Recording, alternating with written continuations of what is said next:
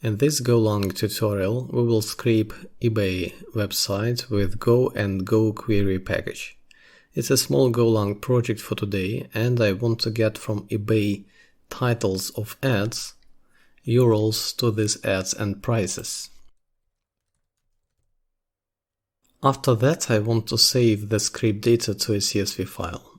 Also, I want to do it for each page for a certain search query. So in this tutorial we will look at how to use Goquery package for websites scraping, how to scrape data from multiple pages, how to write data to CSV files. Feel free to ask your questions and suggest anything in comments. And also please don't forget to leave a like and share the video in social networks. It helps to promote the channel. Okay, first of all I want to create a new Go module.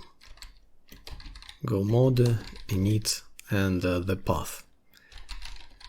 github.com.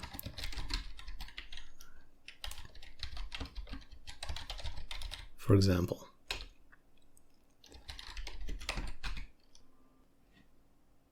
If you just started to learn Go language, consider watching of my Golang imports tutorial. It's about of modules and packages paths in Go.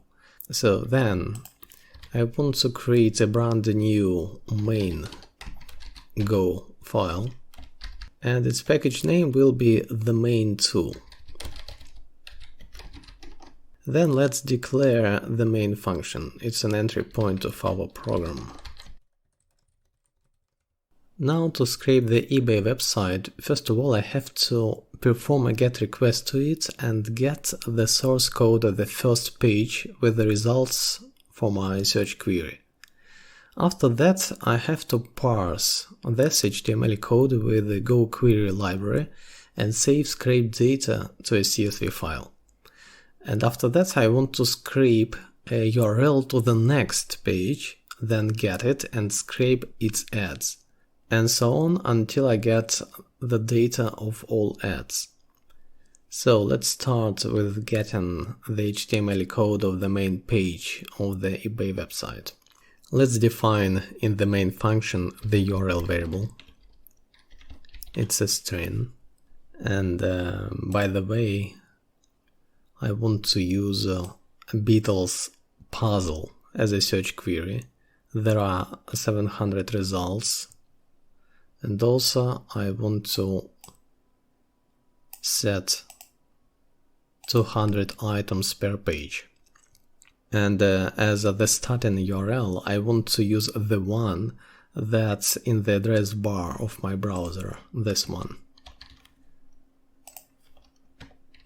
Firstly, I want to scrape ads data from this URL, and at the end I will scale the script to get data from other pages. So we got the first URL, and now I want to send a request to it to get the source code of the page. So to make a request we can use the net HTTP package. Let's import it.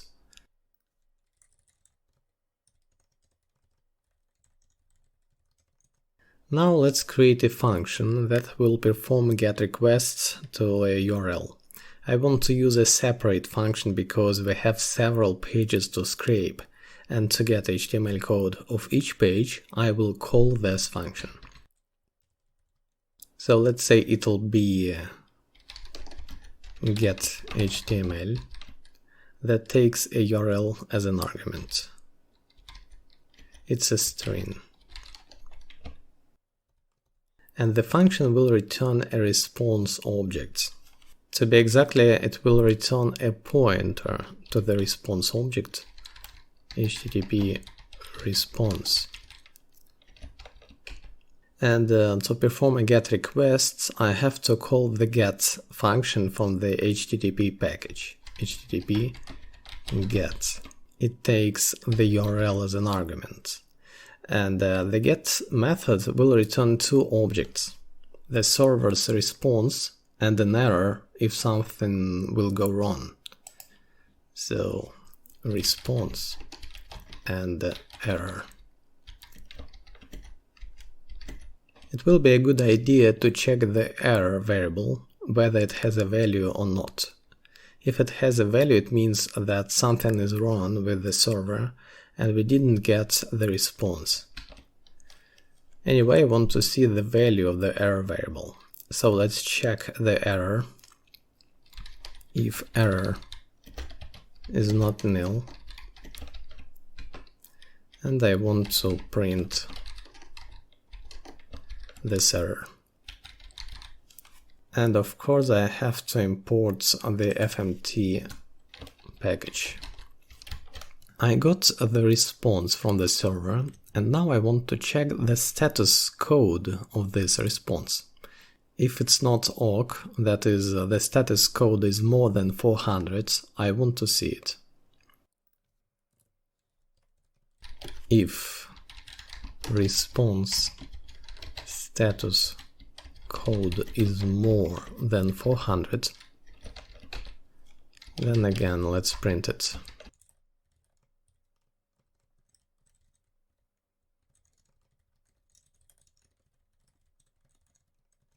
And as you probably know, if the server responds with 200, it means that everything is okay.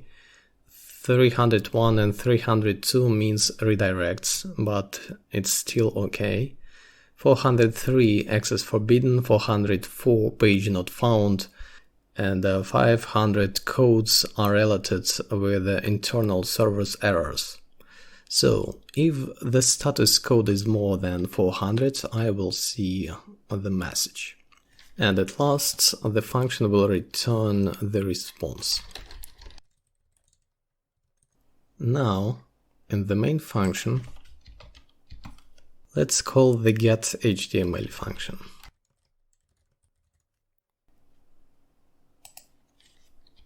I need the response. The HTML source code of the website is stored in the body field of the response variable, and I have to close the body of the response after I will complete the scraping process.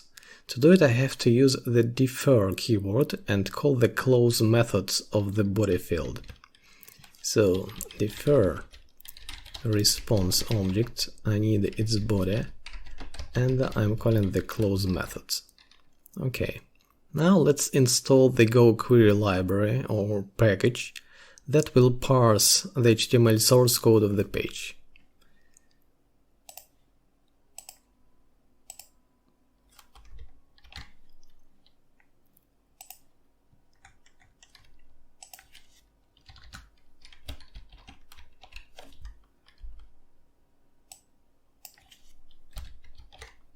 Let's add it to the import section, and to install it I have to execute goget command.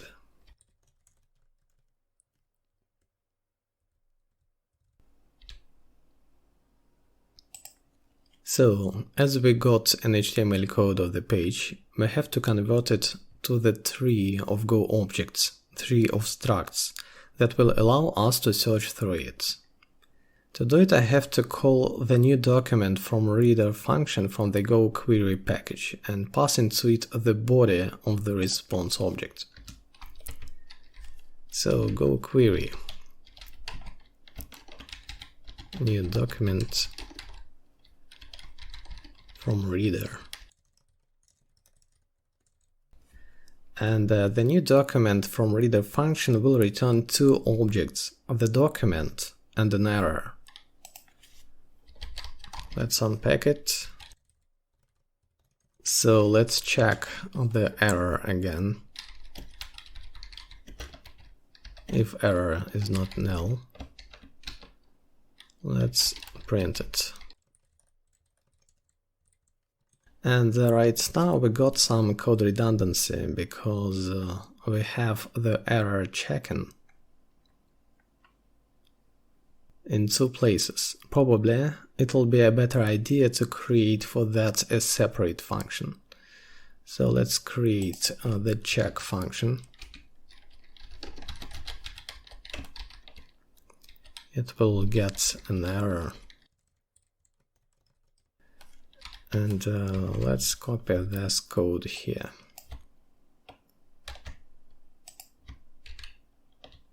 And here let's call the check function and pass into it the error. The same here. And then I want to call the scrape page data function, for example, to scrape the data and write them to a CSV file. Scrape page data that gets the doc variable. So let's define the scrape page data function.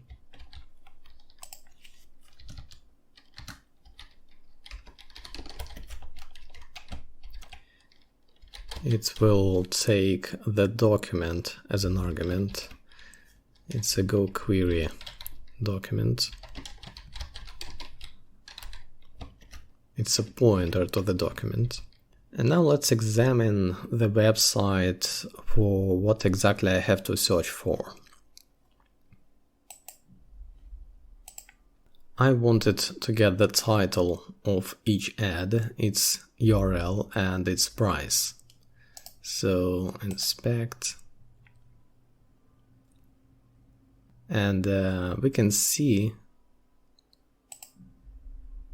that these ads are inside the UL tag with the SRP results CSS class, and each ad is a list item tag with the SItem class.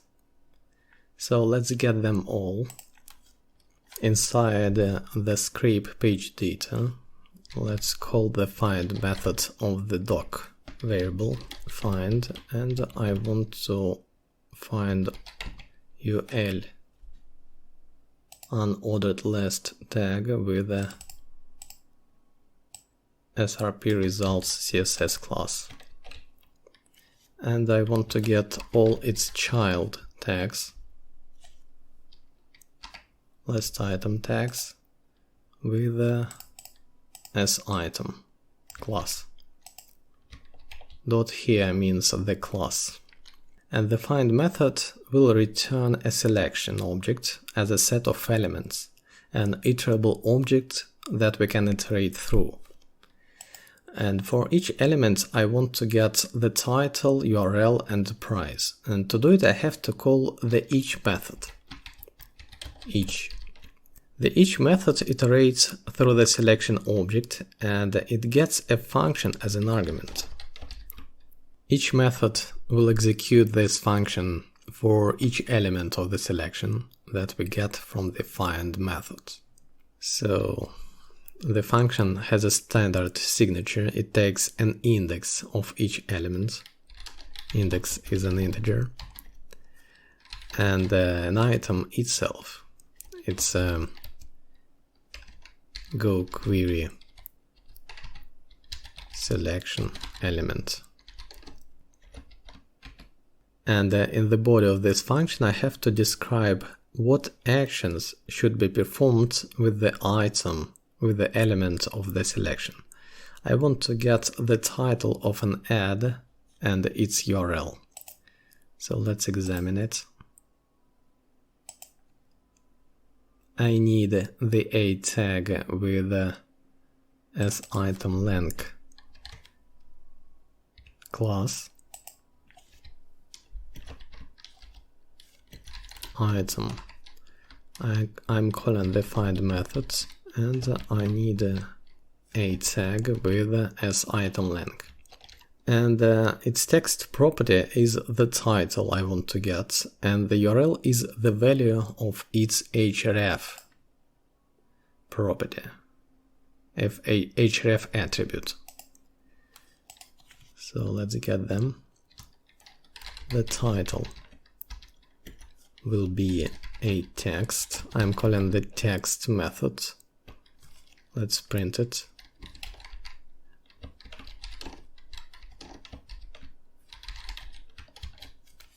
Let's run the script. And we got titles. Okay. And also I want to get rid of white spaces at the beginning of the title and at the end. Golang has a trim space function from the strings package. Let's import it. Strings.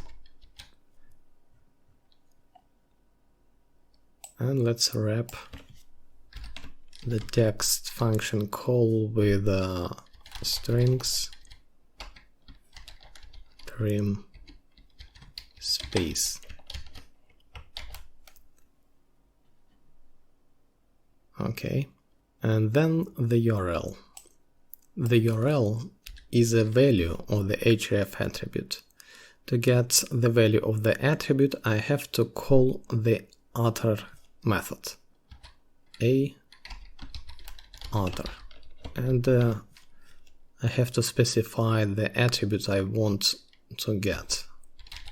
The utter method returns also a boolean value whether the attribute exists or not. I don't want to use it right now, so I will use the underscore. And also I wanted to get a price.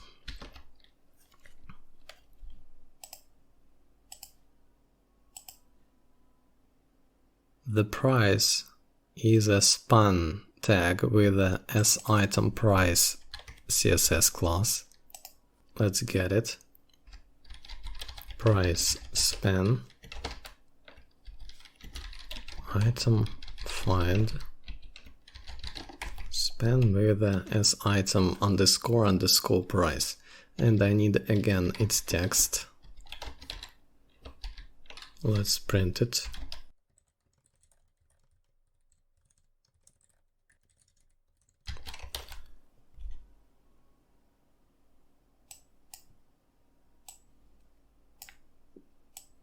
And in my case, eBay determines my location by my IP.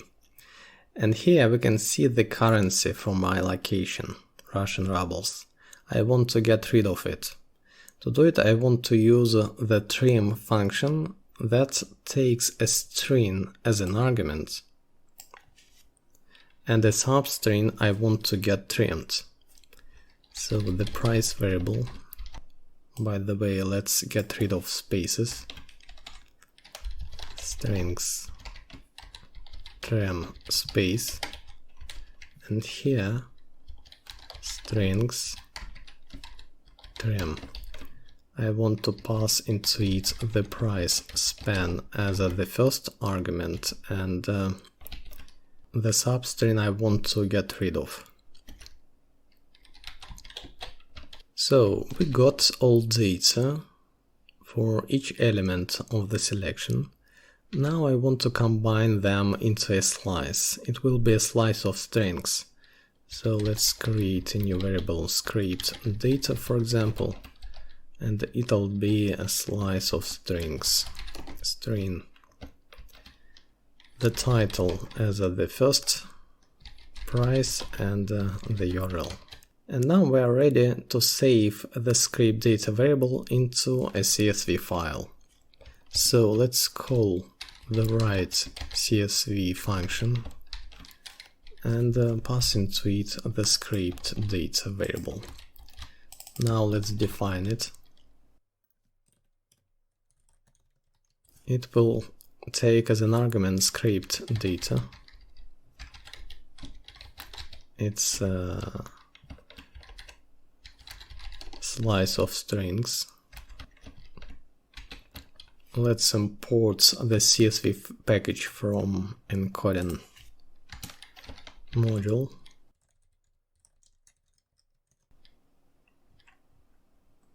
And here, let's create the file name variable. Let's say it'll be data CSV, for example. Then I have to create this file if it's not exist, or just open it if it is exist and append it with the new portion of script data.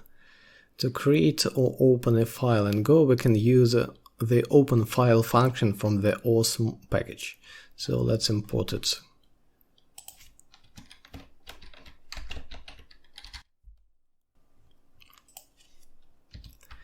And now let's call the openFile function. And it will take the following arguments. First of all, I want to open file with a file name. I want to create it, so os_o_create. And I want to create it for writing, os_o writes only, or for appending.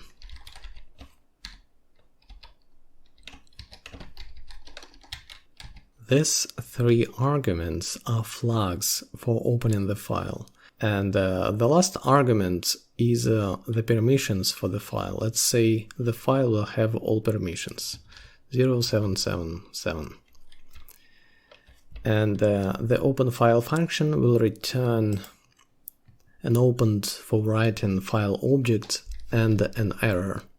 So it's file and error. So let's check the error, and let's defer the file closing. Then let's create a writer. It's a special object that will write our data to the CSV file. CSV new writer. It gets the file object as an argument, file. And after writing data, we have to be sure that output buffers was pushed to the file. We have to call the flush method. So right now I want to defer the call of the flush method, writer flush. And at last, let's call the write method of our writer. Write. And let's pass into it the script data variable. The write method will return an error if something will go wrong. So let's check it too. Error. And as I already have an error variable here, I have to reassign a new value to it. So I have to use here just the equal character. Check error. And that's it with the write CSV function. Let's run the code. I got data CSV.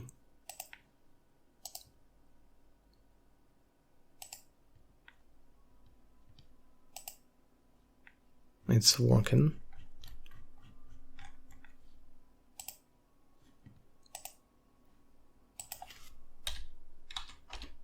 Now let's scale the scraper to get the data of other pages. We have to use a loop to iterate through pages. We don't know how many iterations it will have, and so it'll be an infinite loop. Then we have to find out a way to get the URL of the next page, and also we need to find out the condition of the loop breaking. So let's examine the pagination bar.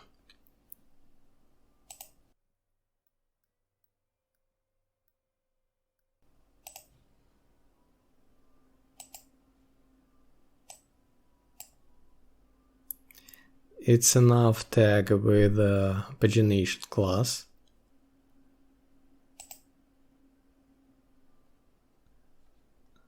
And each page,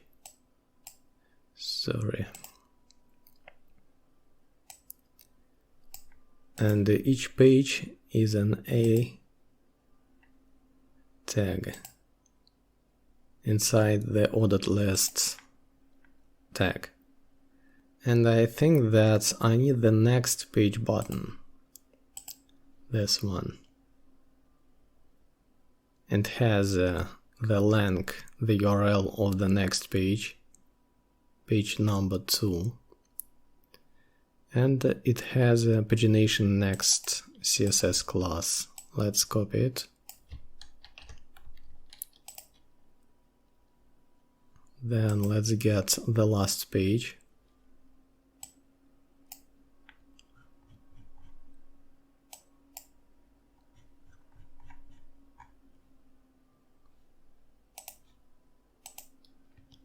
Right now we are on the last page, number 4, and we can see that the next page button has the same URL address as the current one.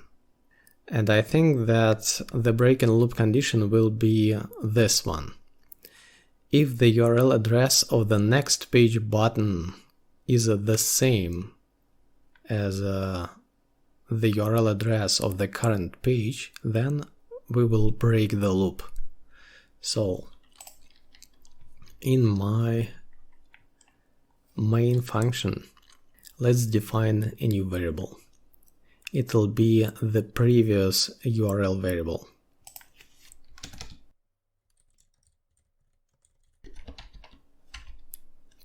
No, it will be defined this way.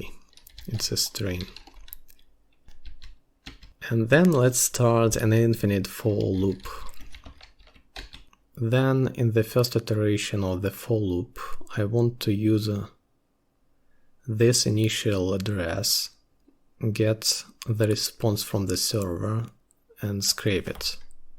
Let's move these strings inside the for loop. And all these actions will be performed in the first iteration with this initial address. Then, in this iteration, I have to get the URL of the next page. So, I need to get the nav tag with a pagination CSS class, href underscore doc find nav pagination, and I need its child a tag with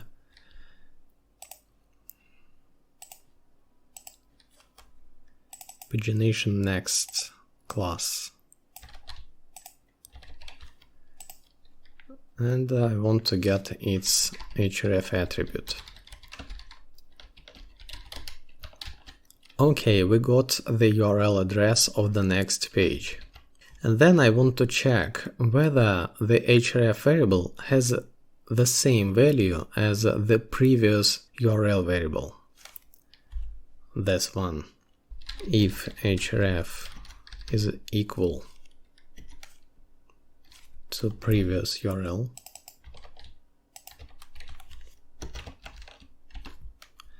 if it's true, it means that we are on the last page.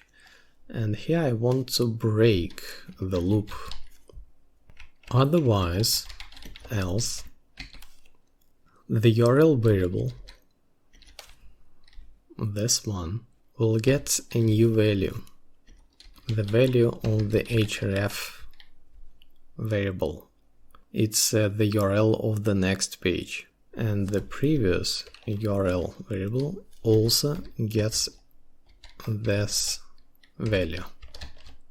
And the loop goes to the second iteration with the new value of the URL variable and with the new value of the previous URL. So let's run the code.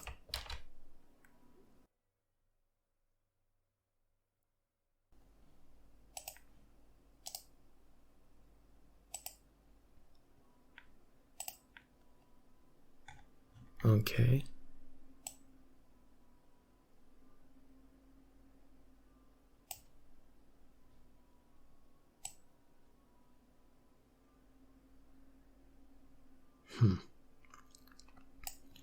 And we got 700 results. A bit more. But nevertheless, the scraper is working. So if you liked the video, please leave a like and subscribe to the channel. Thanks for watching.